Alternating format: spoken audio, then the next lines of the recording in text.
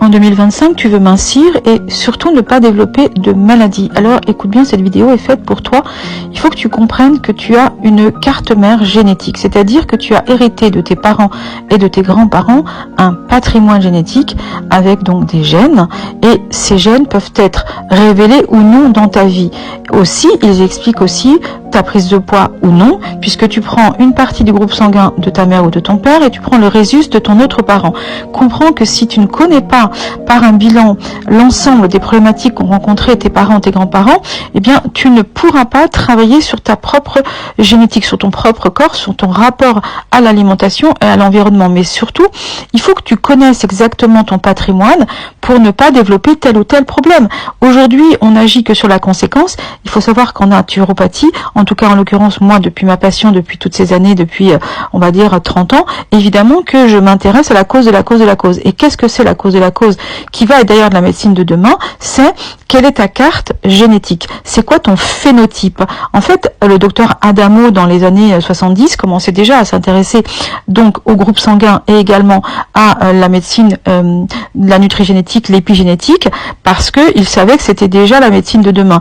Aux États-Unis, les mutuelles demandent déjà cette analyse pour connaître tout ce que tu peux potentiellement révéler ou pas. En fait, ils font ça pour se prémunir, ce qui n'est pas du tout mon éthique personnelle, mais demain, vous verrez que beaucoup de mutuelles feront exactement comme aux États-Unis, ce qui n'est pas du tout mon souhait, mais pourtant, ça sera le cas. Mais d'un autre côté, il faut savoir que beaucoup de stars font déjà ce test sanguin parce qu'elles veulent se prémunir à l'avance et lutter pour ne jamais révéler ces problèmes, en tant que prise de poids, en tant que cancer, en tant que anti-âge, etc.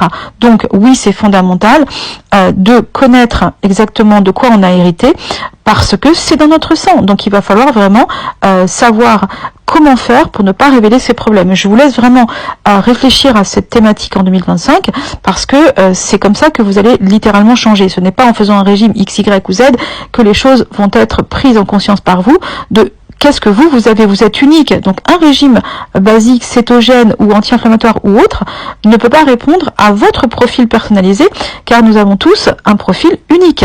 Donc vraiment, cette vidéo, elle est faite pour vous enseigner de réfléchir sur le patrimoine que vous avez en vous, celui dont vous avez hérité, et comment faire pour ne jamais révéler ces problèmes. Donc en termes de prise de poids, en termes évidemment de maladies à venir potentiellement. Je vous embrasse très fort, merci pour tous vos commentaires, vos messages, j'essaie d'y répondre le plus possible. Cette communauté me touche énormément, elle monte de jour en jour et c'est grâce à vous. Je vous embrasse.